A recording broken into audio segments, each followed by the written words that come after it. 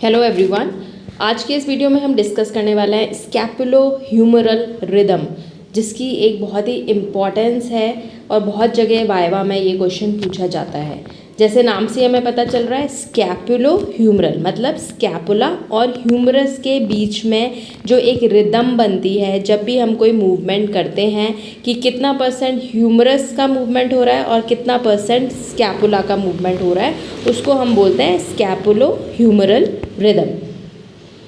तो जब भी हम अपने शोल्डर को एलिवेट करते हैं तो वहाँ पे दो मूवमेंट्स होते हैं। एक होता है ह्यूमरल मूवमेंट जो कि ग्लिनोह्यूमरल जॉइंट पे होता है, दूसरा होता है स्कैपुलर मूवमेंट जो कि स्कैपुलोथोरैसिक जॉइंट पे मूवमेंट होता है। दोनों ही जॉइंट जो है वो हमारे शोल्डर कॉम्प्लेक्स के पार्ट हैं।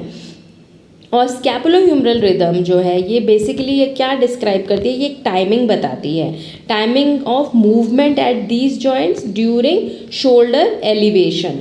तो जब हम फर्स्ट 30 डिग्रीज का शोल्डर एलिवेट करते हैं तो उसको हम बोलते हैं सेटिंग फेज बोलते हैं। यहाँ पे जो मेनली जो लार्जली मूवमेंट होता है वो ग्लिनोह्यूमरल जॉइंट पे होता है और स्कैपुलोथोरैसिक मूवमेंट जो होता है यहाँ बहुत कम होता है, या हम बोल सकते हैं कि वो एक इनकंसिस्टेंट मूवमेंट होता है। लेकिन 30 डिग्रीज के बाद जब आप शोल्डर को एलिवेट करोगे तो जो ग्लिनोह्यूमरल और स्कैपुलोथोरैसिक जॉइंट दोनों के दोनों मूव करते हैं, लेकिन इनका जो रेशो होता है वो 2:1 रेशो होता है। 2 टाइम्स मतलब ग्लिनोह्यूमरल जॉइंट का मूवमेंट हो रहा है और 1 जो है वो स्कैपुलोथोरैसिक मूवमेंट होता है। मतलब इन दोनों का अगर आप रेशो देखोगे तो वो 2:1 हो जाता है। एंड इस समय पे आप क्या ऑब्जर्व कर सकते हैं कि स्कैपुलोह्यूमरल रिदम को हम पैल्पेशन से ऑब्जर्व कर सकते हैं, स्कैपुला की पोजीशन को जब हम पेशेंट का शोल्डर को एलिवेट करते हैं।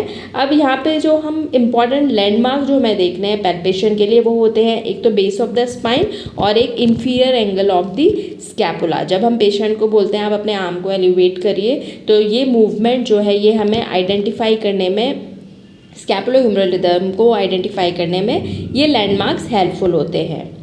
स्कैपुलोह्यूमरल रिदम की इंपॉर्टेंस क्या है? एक तो ये हमारे लेंथ टेंशन रिलेशनशिप जो है ग्लिनोह्यूमरल मसल को उसको मेंटेन करके रखता है, प्रिजर्व करता है, क्योंकि जो मसल्स होती हैं वो उतनी शॉर्ट नहीं हो पाती जब अगर ये हमारा स्कैपुला का मूवमेंट नहीं होता।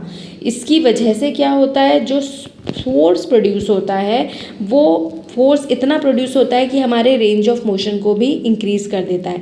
कोई भी जब हम जॉइंट के मूवमेंट को पढ़ते हैं तो वहाँ पे हम हमेशा लेंथ टेंशन रिलेशनशिप को इसकी इम्पॉर्टेंस पढ़ते हैं। जितना अगर हमारा एक पर्टिकुलर जॉइंट के आसपास के जॉइंट्स का मूवमेंट अगर होता है तो उस जॉइंट के अराउंड जो हमारी मसल्स हैं उनका एक लेंथ टेंशन रिलेशनशिप मेंटेन रहता है, जिससे हमारी maximum range of motion achieve होती है। लेकिन अगर किसी पेशेंट का स्कैपुलोथोरैसिक जॉइंट पे मूवमेंट रेस्ट्रिक्टेड है तो उसकी वजह से जो आपका ग्लिनोह्यूमरल जॉइंट के अराउंड की मसल्स हैं उनका लेंथ टेंशन रिलेशनशिप बिगड़ता है, जिससे हमारा जो ओवरऑल अगर हम शोल्डर के एलिवेशन देखेंगे तो उसकी रेंज ऑफ मोशन कम हो जाती है। उसके साथ साथ ये इम्पिंजमेंट से भी प्रिवेंट करता है ह्यूमरस और एक्रोमियन में, क्योंकि यहाँ पे आप देख सकते हो कि जो साइज़ होता है ग्लिनोइड फोसा का और ह्यूमरल हेड का वो बहुत डिफरेंट होता है। तो सब एक्रोमियल इम्पिंजमेंट हो सकता है। ये इसलिए हो सकता है अगर स्कैपुला का मूवमेंट लिमिट हो जाता है और ह्यूमरस का जो मूवमेंट है वो प्रेजेंट है।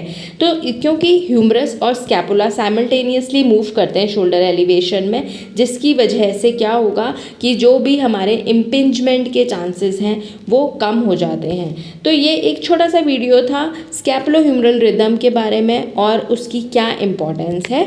So hope this will be helpful for you. Thank you so much.